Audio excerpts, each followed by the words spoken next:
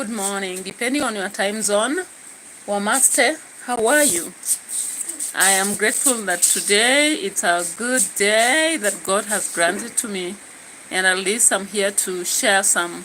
Guys, I told you that there's no single day that will pass without me talking about politics, and I found myself talking about it to other people just around me. That's why then one day I said, why not do it on the platform? So guys, support me. As you hear me coming to this platform, I was supposed to start at about 5, but then when I arrived home from work, there was a lot of work that had not been done, and I decided that I have to finish it first before I come to this platform. So guys, I hope you did not go away. I wish that you come by, let's interact one-on-one. Lots of loves from you guys. Big up for me. Yeah, wagwan for those who are in Jamaica. Yeah, so South Africa, Sydney, and many different places have been having fans. Welcome on board. It's almost getting to 7, but before that I have to do this very short live stream. I won't take a lot of your time. I believe the maximum will be about 40, but welcome on board. My name is Prissy, and I'm really glad that you are watching me. So thanks, people. Tanzanian politics in the house, guys. Talk about Tanzania. Many people are talking recently. I heard them on media and they were saying Tanzania campaigns are like adverts. What do you think about that? That's exactly what some people in the studio said, that when you go to Tanzania and people are vying or rather campaigning, it's more of advertisement. Now, do you think they are really genuine? Do you think Tanzania are satisfied that they just don't want multi-party?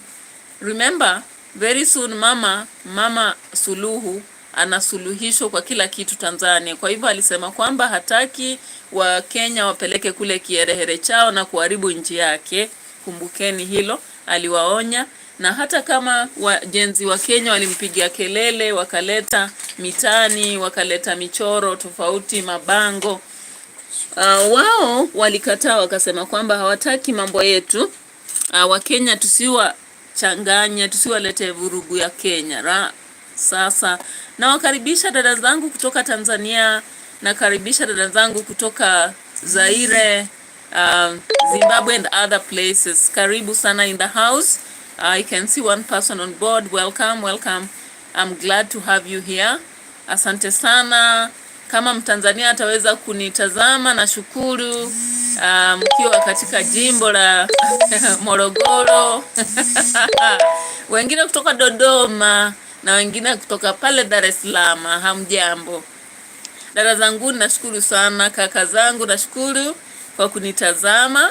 Na tukiwa pale Tanzania, twashukuru sana kwa habari zenu za kampeni ambayo imebamba. So guys, welcome in the house. I've had to talk Kiswahili from the border. I once lived near the border of Tanzania, na naelewa sana mambo ya mlima. Mlima unaitwa mlima wa Kilimanjaro. Ule mlima Kilimanjaro, tukiangalia mambo yake, that's exactly how Tanzanian talk to you, and you will be so much excited. The Tanzanian fellas are very friendly, by the way. Watakusalimia, dada yangu hujambo, wambaje, habari yako. Pale Kigoma they'll bring to you fish.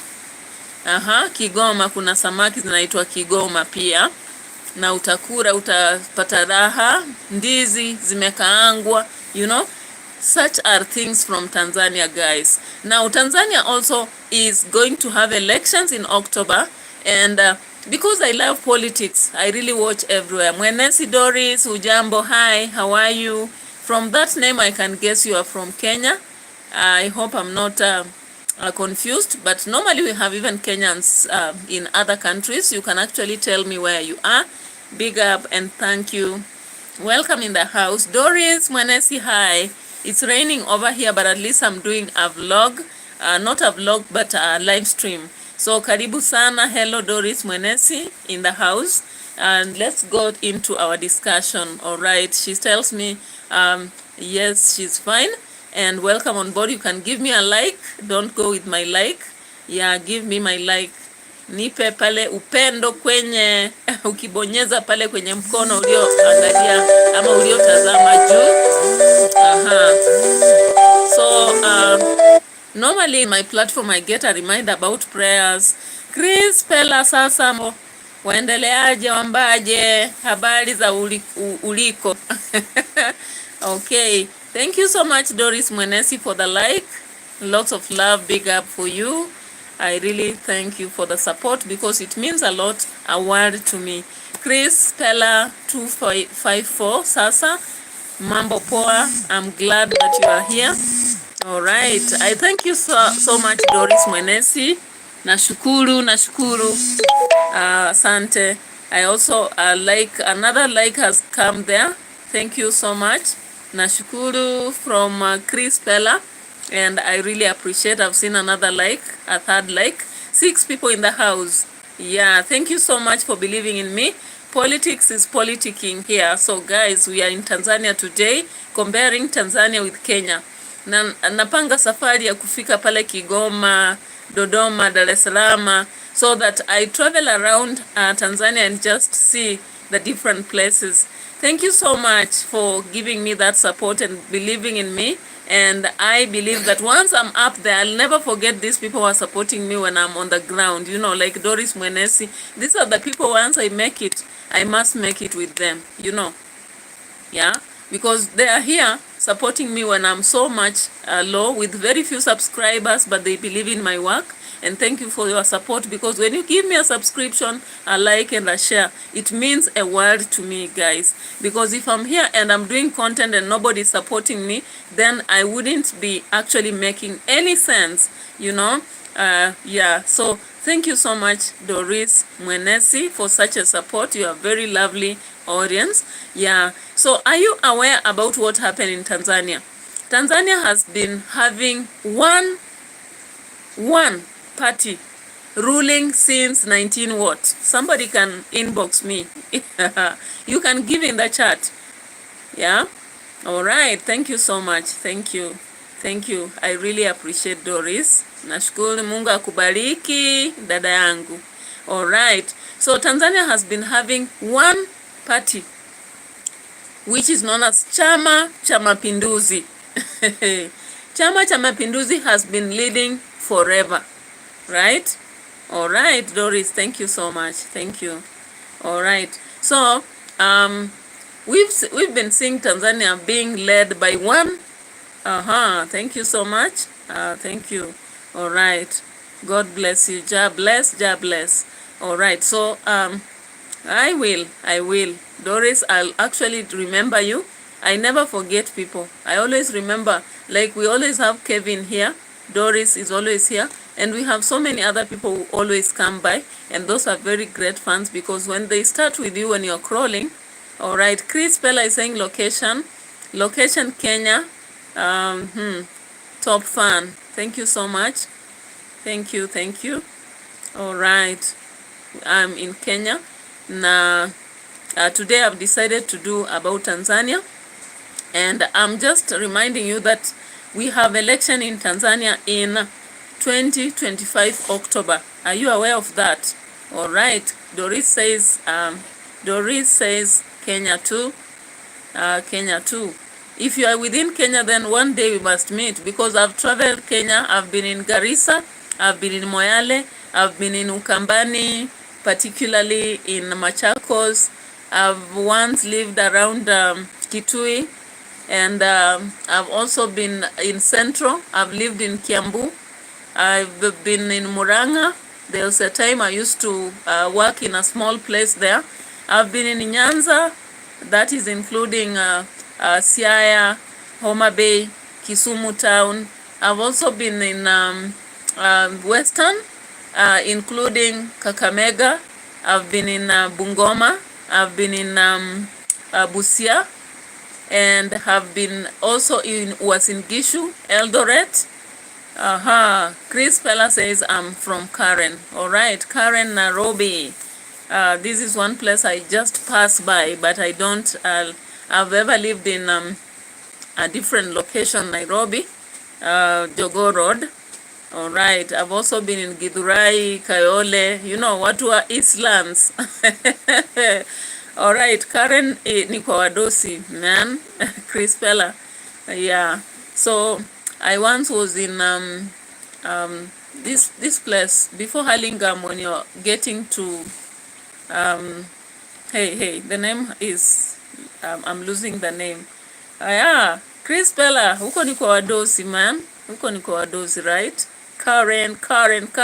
Tukisikia Karen, Runda, Westlands. I've ever lived near Westlands once,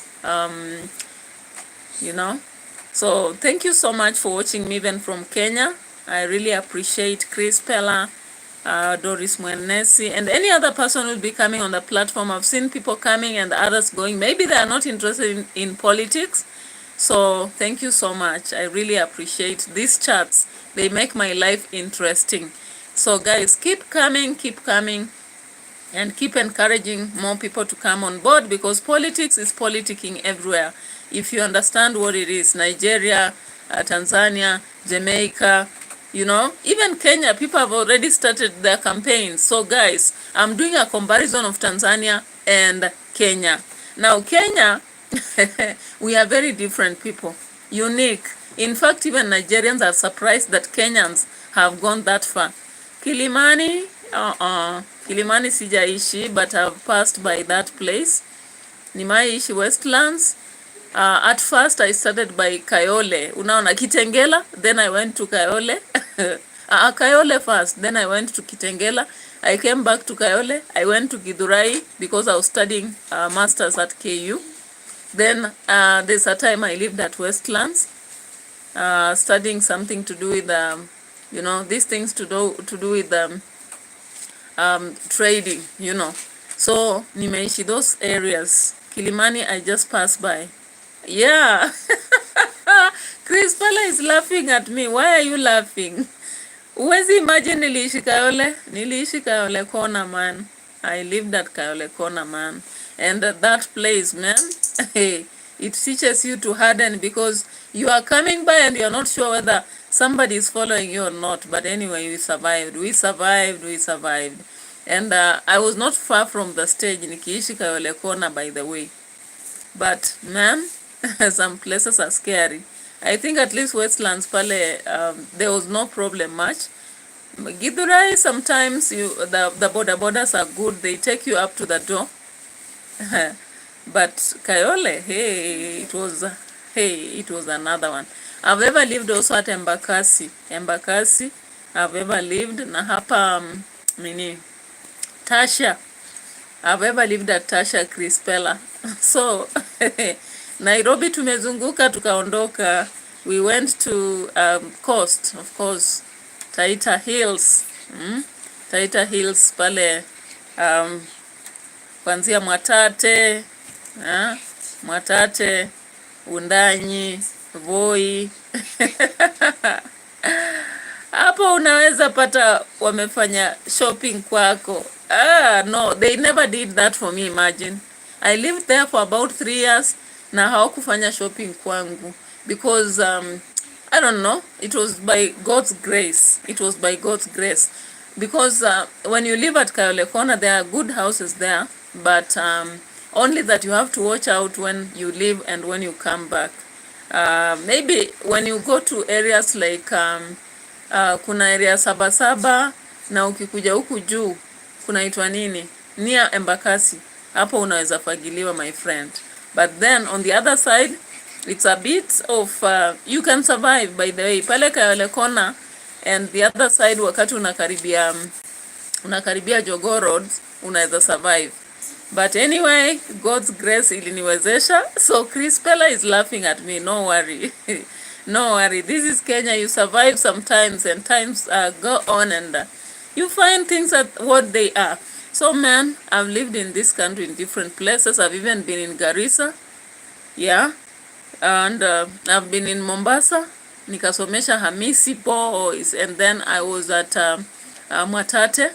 Mwatate pale, when you're coming to the borders of Tanzania, you understand. So those areas.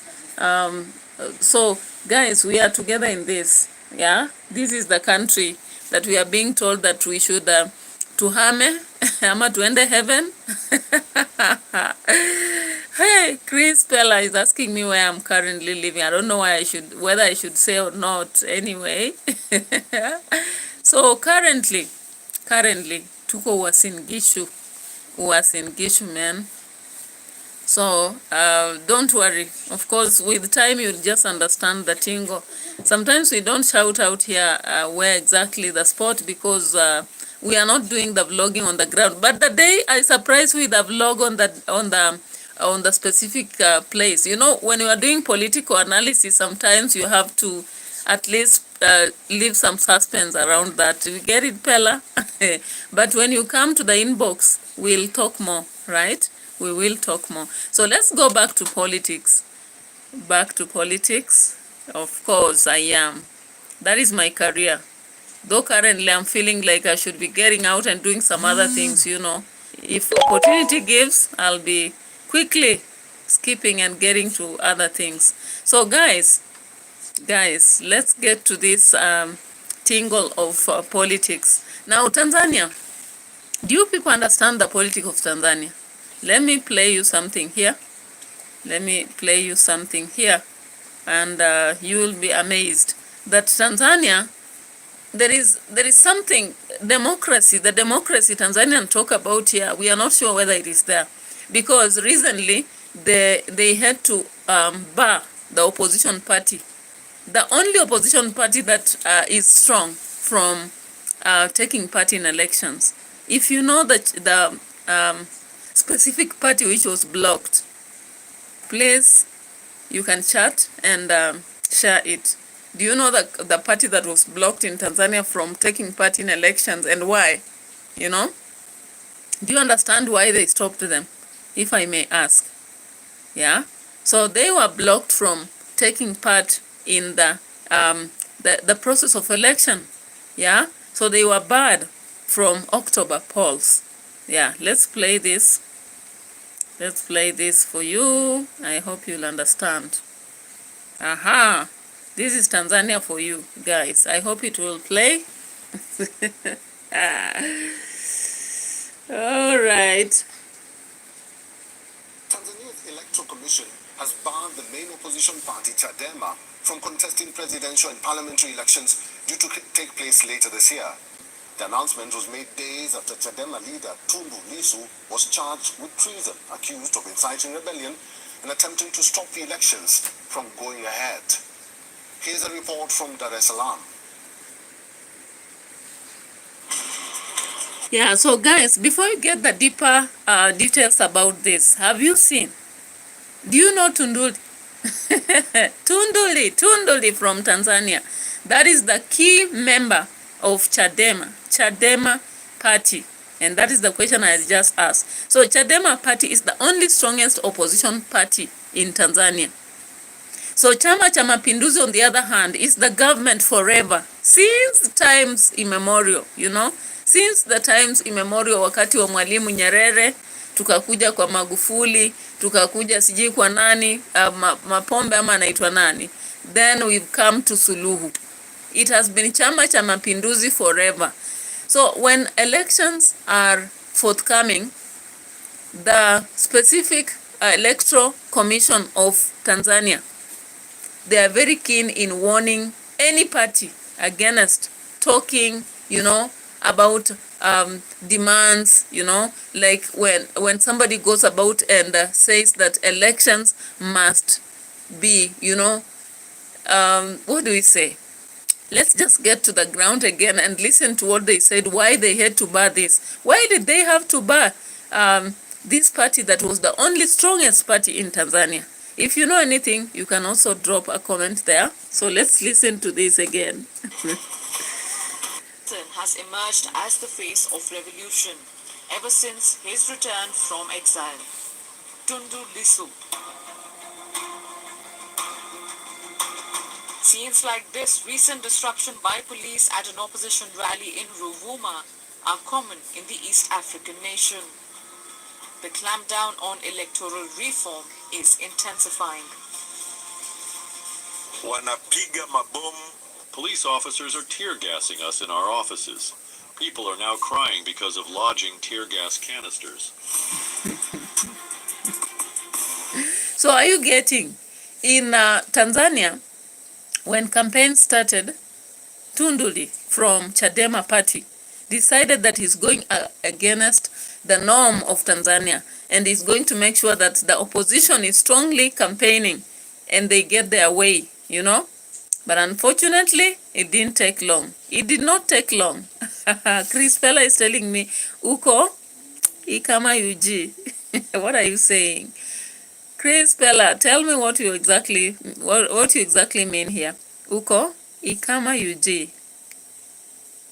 What do you mean? What do you mean? Tell me. Explore that so that I understand. Anyways, let's go back to this discussion of the Tunduli, if all of you know him, here he is, making a move, but then his move did not take long. Not like Kenyan situation, here it is. Chadema's leader Tundu Lissu was arrested and charged with treason following a rally in southern Tanzania at which he called for electoral reforms. The CCM party, which has governed Tanzania since 1977, 1977. is expected to retain power. 1977. Can you imagine how many years are those? 1977. Chama cha Mapinduzi kimeongoza Tanzania kuanzia mwaka 1977. Ndugu zanguni. That's what has happened in Tanzania. Ndugu zanguni. Tanzania imeweza kuongozwa na Chama cha Mapinduzi miaka bin mkaka kuanzia mwaka wa 1977. You know, when some of us were not even existing, we were not born, Chama cha Mapinduzi was leading, and it's still leading. And I don't know how soon they will walk out. They may not, because you can actually say that Tunduli, after being arrested and coming out and now forming a party, Chadema party, he's not making it. He's not. Yeah, so the campaigns are meant to ensure that you don't talk about reforms in the Electoral Commission. You don't. That is how bad things are in Tanzania, or how good maybe. According to Suluhu, how good they are. According to me, because I love democracy, how bad they are. So guys, give me a break. That is Tanzania for you. Hakuna mambo ya kiherehere kule ya kupiga kelele eti watu wanatafuta chama kingine ama wanarekebisha Electoral Commission of Tanzania. So guys, the opposition supporters were claimed to be causing disruption. And when the Electoral Commission of that Tanzania felt like they were causing disruption, bam, they could not go on with their campaign strategies. Now let's look here. Latest developments. Go check on T. Somebody go check on T if it's ready. Warning. We will not tolerate any political party which is inciting statements of hate against the police force or the government, or showing any sign to breach the peace of this country as we are heading towards a general election. Police au serikali. Soon after his detention, the Tanzanian Election Commission moved to bar Tanzania's main opposition party from participating in this year's election. Ramadhani Kelima, Director of Elections at the Independent National Elections Commission, has said that Chadema failed to sign a code of conduct document that was due last weekend, meaning the party was disqualified from October's elections.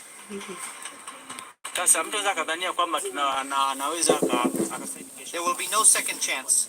Any party that hasn't signed today will not be allowed to take part in the general election or any other elections for the next 5 years.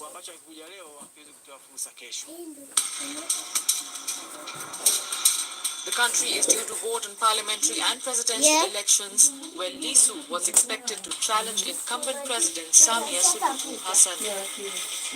When Hassan first came to power in 2021, after the death of her predecessor, John Magufuli, she was praised for reversing... Yeah, so guys. That is the campaign in Tanzania. Are you seeing?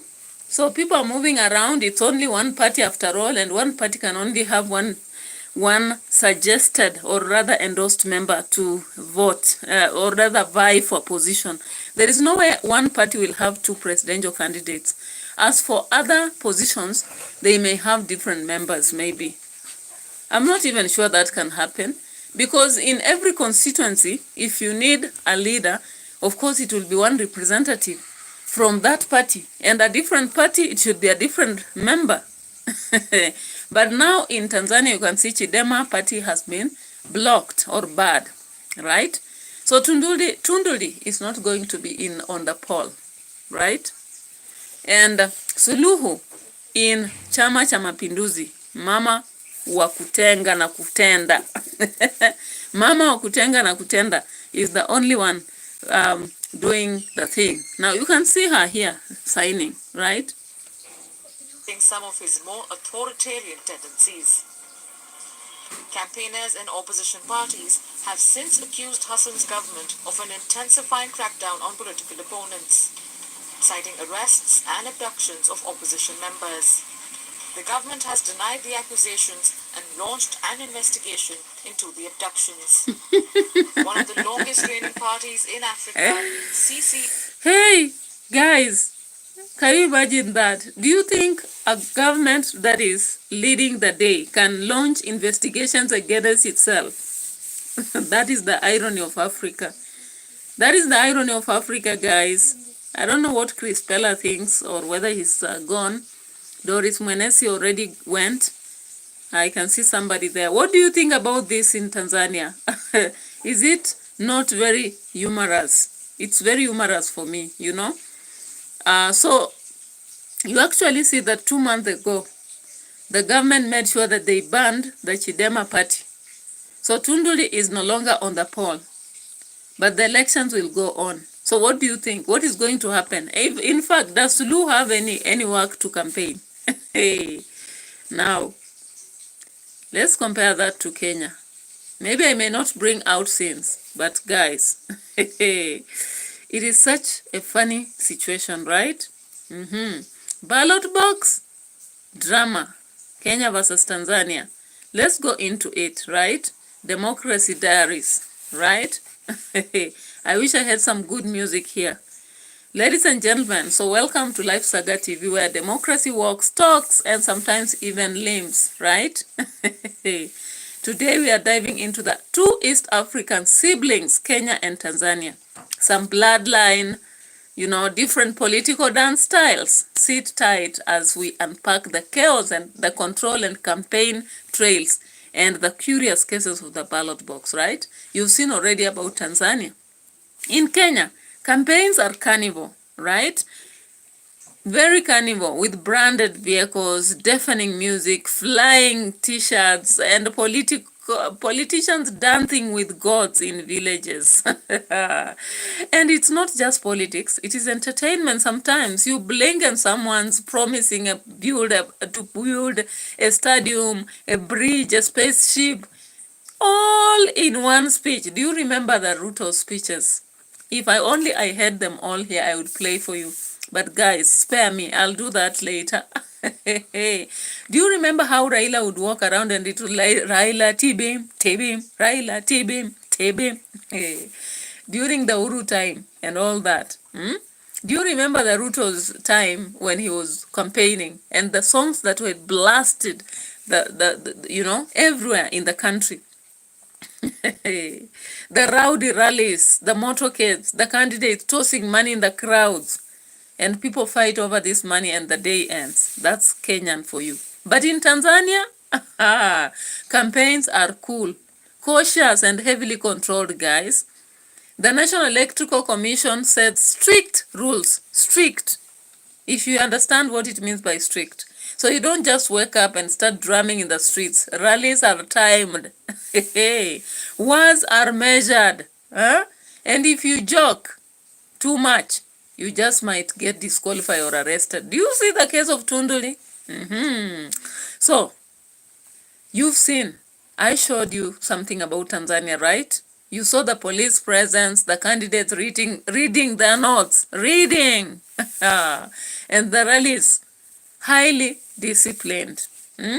This is the difference between a football match and a chess game, if you know what I mean. If you're into games, you know what I mean, of course. Now, guys, when you look at the political parties, for example, one is multi, while the other one is mono in disguise, right? Tanzania is mono in disguise, while Kenya is multi-party. Even currently, Kenya has really registered 80 parties. 80 parties. It is like a buffet, right? ODM, UDA, Jubilee, Wiper.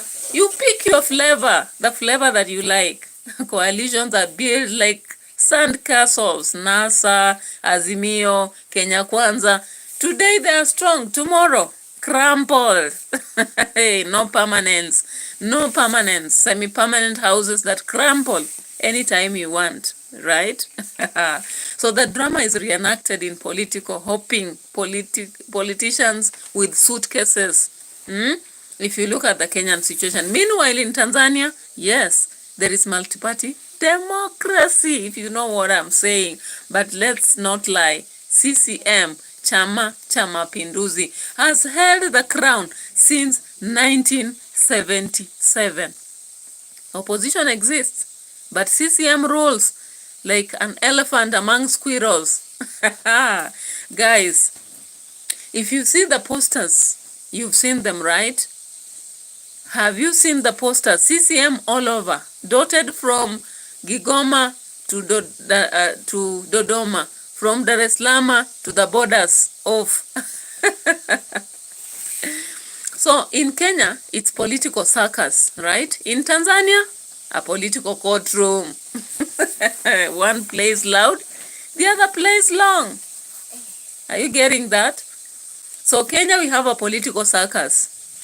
And spices, you can pick what you want. The recipe, the buffet for you. In Tanzania, no, nothing like that. Nothing like that. We have a political courtroom. One plays loud, the other plays long. Right? That is the situation of Chidema and Chama cha Mapinduzi. Now, on election day, what happens in Kenya? What about Tanzania? It's like kura yangu, sauti yangu, right? Now, let's see. Kenya elections are like thrillers. Long queues, tight security, suspense, like a Netflix series. Guys, if you know Netflix series, you understand what I'm talking about. Every polling station has drama, a delayed KM skit, missing names, and a rogue returning officer for that sake. So, of course, if you are here during election, or if you're going to be here in 2027, this is the typical aspect you will see. Long queues, yeah, with a lot of police, missing KM skit, missing names, rogue returning officer, and they're always watching their work, you know. The voters' lines, electoral officials arguing, voters chanting, hakuna matata ya wizi, you know, that's the common situation. But Tanzanian election day, it's calm, almost suspiciously so. Fewer disputes at the polling stations, but also tighter media restrictions. Not like Kenya, whereby I can do the media aspects anybody else can do. Observers sometimes are bad from observing. The tension is hidden beneath silence, you know. That is Tanzania for you. They call it peaceful voting, but closed media rooms. Kenya's problem? Too much noise. Tanzania's? Maybe. Too much silence. Guys, when it comes to results announcement, drum rolls versus deadlines. Did you get that? Drum rolls versus deadlines. Okay, before we go deep into it, let's go back to some footage here.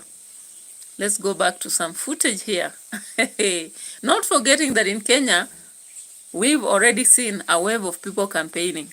Whether they are using the strategies of, let's call them empowerment programs by Oscar Sudi, Kindiki, and his allies in Kitui. Whether we are seeing a vibe of Bungoma, we've already seen Wanyonyi, the brother of Wetangula, coming out. Did you hear the saga? It is possible that Didmas Baraza may not be supported again. You know, Bungoma is one of the areas which is very famous for the political aspects, you know, because of Wetangula. And it's very possible that Wanyonyi, the brother to Wetangula, will be supported strongly, while Didmas Baraza may just be coming to the political death. What do you think? Now come to Kisii. Matiang'i has decided that he will be taking the torch, presidential torch. Now get to, is it Trans Nzoia? I don't know whether Eugene Wamalwa is representing anything. And on the other side of Murima, you know what is happening. Gachagua is on the streets. At the same time, Kuria, there is something cooking. And somebody yesterday said, of course, he has come back to the streets to organize and beat Gachagua in his own game, so that Ruto will have a free express. I don't know what you think about this. These are the politics of Kenya. People pretending that they are resigning to personal businesses, and that is not true. Now, let's be checking here. Let's just check here. Yeah, that is politics for you guys. If you sit down to understand it, you will know the tingo. You will get the tingo into politics. Ladies and gentlemen, this is what actually happened. This is what I listened to again during the day. I was like, okay, this young man is analyzing politics of Tanzania, but listen to what he says. He gives updates, but he's saying no reform, no election campaign, right? Let's listen to this. About the reaction of the government, when we see opposition parties come up like this, we have the government also saying things in reaction. So what has been the general reaction of the government? What has the government been doing towards this campaign? Okay, the Tanzanian government has taken a measured approach, acknowledging the concerns raised by the campaign and also engaging with various political parties and civil society and other groups to address them. But Tanzania prides itself on a culture of dialogue, but not just a culture of dialogue, rooted in our founding principles of unity and peace under leaders like Mwalimu Julius Nyerere. So, as I said before, that the government has clearly stated the electoral timeline for October 2025 remains on track, but also the preparations are underway to ensure that there is a transparent process going on. So, for instance, the voter registration is currently going on, and the group of people that are turning up for the voting registration is really, really high at the moment. And as a Tanzanian, I feel happy for that, because people are showing a very strong public participation. But as a student in Turkey, I've seen how other countries navigate political tensions. So I believe Tanzania's balancing dialogue approach with adherence to legal frameworks. Guys, if you understand the history of Tanzania, walianza na ujamaa. Unaelewa ujamaa ni nini? Chris Pella is still here. You can tell us ujamaa ni nini? Tanzanian politics are found on the basics of ujamaa. Something that was introduced by Julius Nyerere after colonial power, And for them, they believed in the fact that whatever is owned by the government is owned by the people.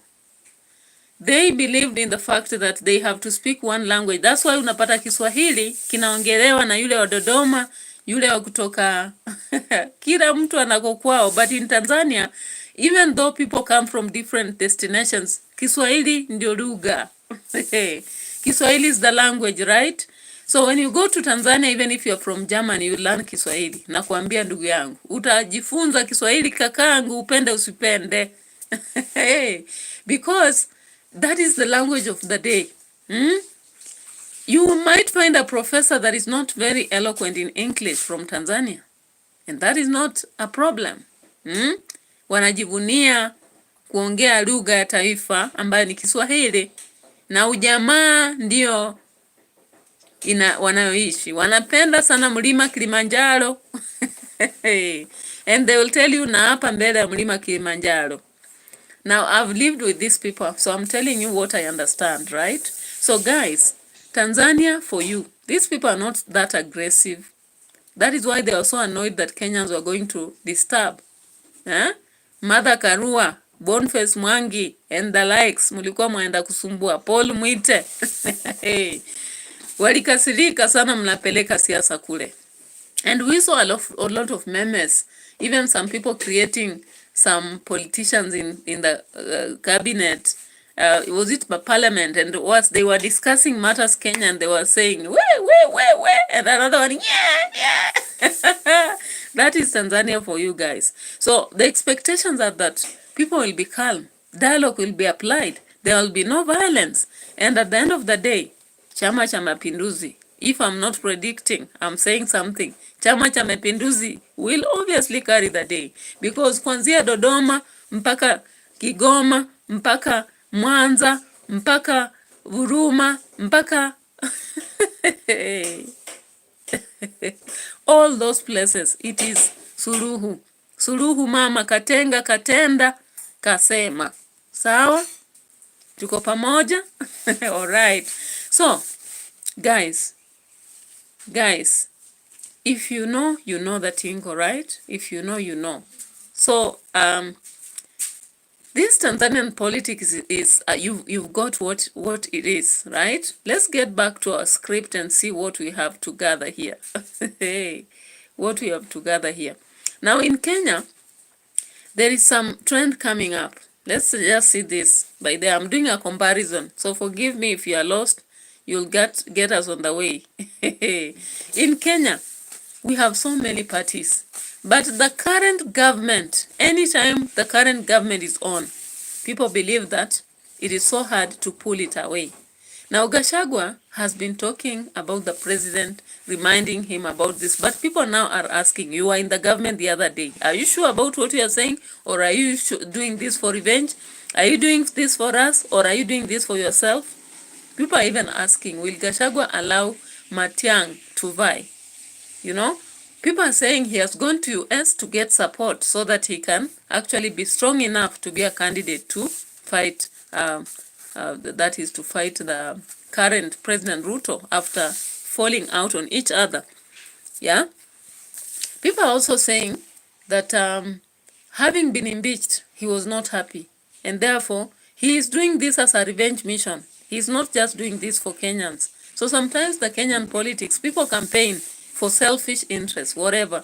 So let's get to, for example, in Trans Nzoia we have Natembeya. Natembeya has been walking around and saying that Luyas have been left out of the government for long. Wao wanachimba makaburi, wao wanapika kwa matanga na kutumwa kitchen. Hey, that is the politics. If you get that tingo, you understand what I'm saying. So Natembeya has been campaigning using that strategy, talking about Luya wameachwa kwa baridi muda mrefu, and you know very well that currently in the government, the speaker and the Maragoli man, Mudavadi are in the government, but Mudavadi is just doing what Kuria has been doing, being pushed aside, advisor and whatever. Those kind of posts don't make sense, right? Now look at Wetangula, speaker of the Kenyan whatever.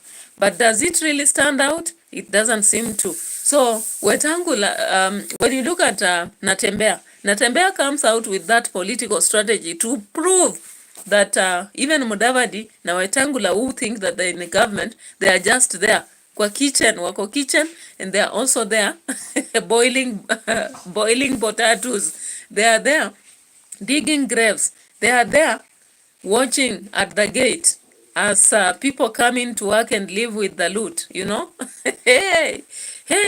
So, guys, Gachagua on the other hand is like watu wa Mlima tumelemewa, and he's now using demonstrations, for example, talking about what happened during demonstration and blaming Ruto, pointing out whenever the president speaks, he takes the last say. He sees that the faith he says all right. So, wacha kulialia. Kama umeshindwa toka. And we are not there to carry a coup. We are waiting for 2027. Tukutane kwa box. Are you getting? These are the politics of Kenya. This is how hot politics in Kenya are. If Tunduli was in Kenya, you would be really comfortable. He could talk what he wants. He could talk about the aspects of reforming the electoral commission. But in Tanzania, you don't talk about such things. You don't. You cannot use politics of maybe kuachwa kwa kitchen, politics of Murima, usiguze Murima. You cannot use the politics of hi cousin, hi shemeji, hi brother. You cannot use this politics. When you look at Sudi, for example, he's there talking about tutajaza asubuhi. You heard Sudi. Sudi, when he was in Kapsaret and other places, Tarub, he talked and he said, sisi tutajaza asubuhi. Munasema one time kitu gani? Acheni hiyo, tutajaza asubuhi. Farouk also came out and said, hata kama ni kufanya nini, ningepewa hiyo kiti. Alisema angepewa CS wa interior. Hata wale wenye walichora siji nini ama wanatuma ujumbe wangekuwa hata hawana pa kupumua.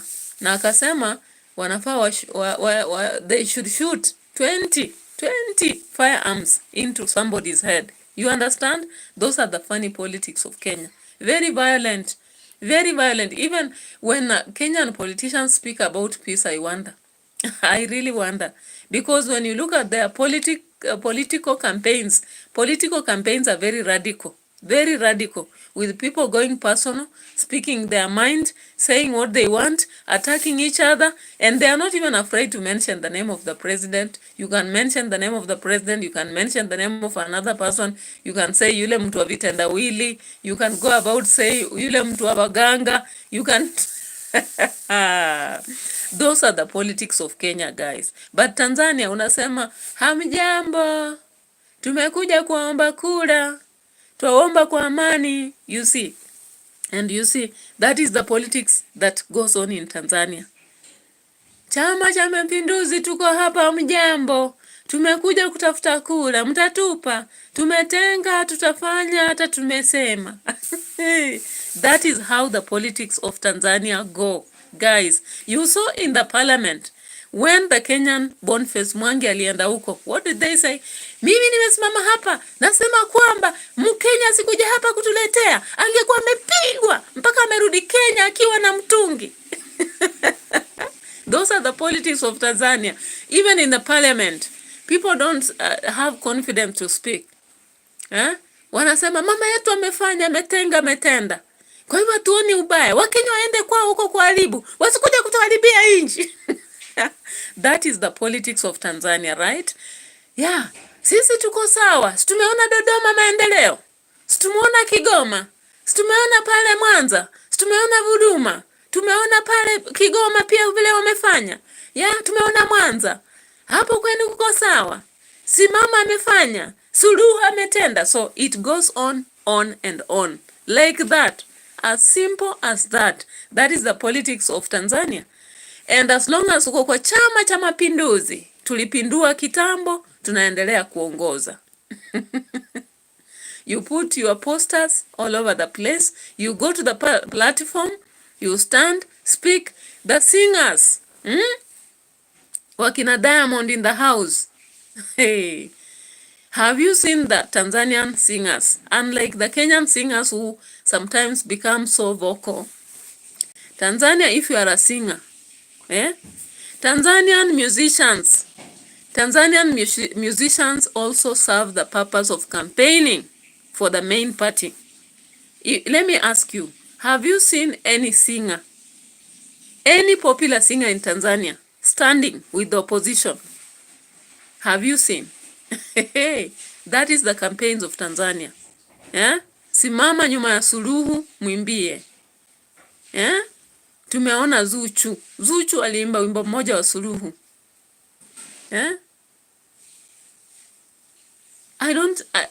I'm trying to remember. I'm trying to remember the songs that Suluhu ameimbiwa. There are songs that they have sung for Suluhu. Anyway, let's come to Kenya and hear this. Kenya, Kenya, when you're in government, you have to go like one term. Is one term kitu gani? In Kenya, we don't go for one term. Kuna utamu kwa 2 terms. Tuko tu on the edge. But tukiingia ndani kiasi, and that is for 2 terms, ndio kuna utamu zaidi.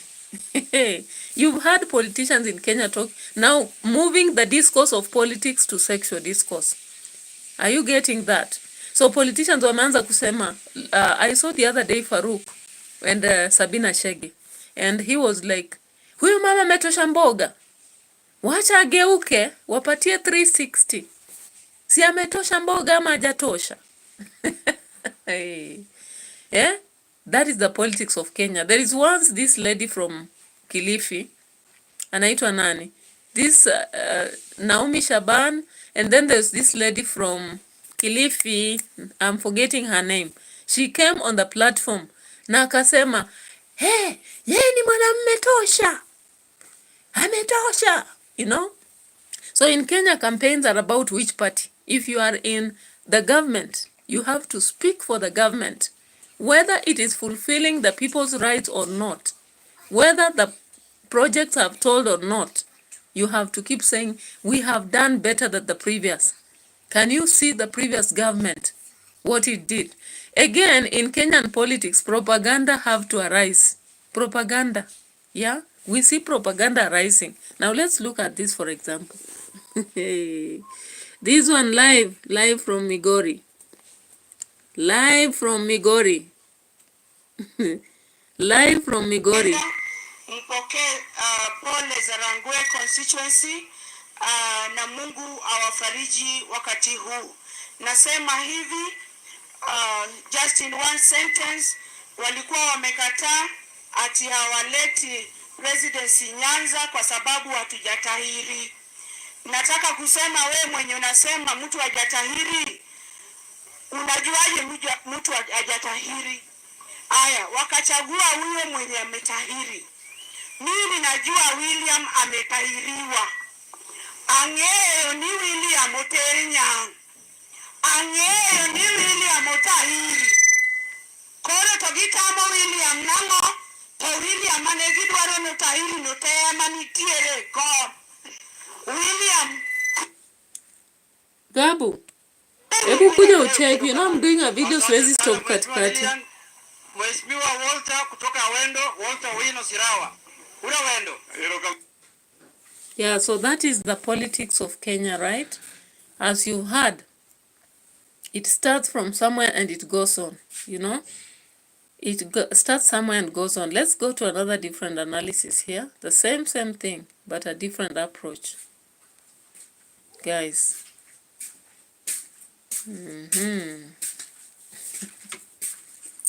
We are almost finishing, guys, so forgive me if I've taken too much of your time.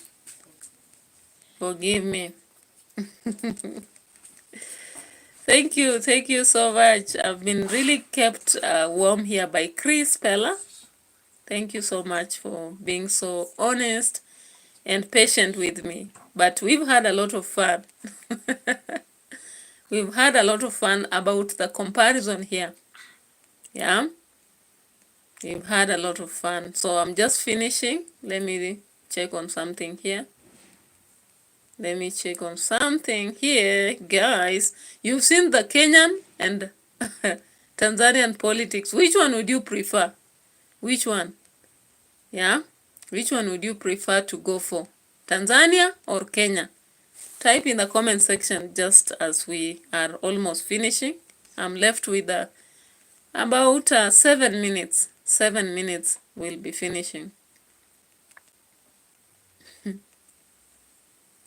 Let me check for something here.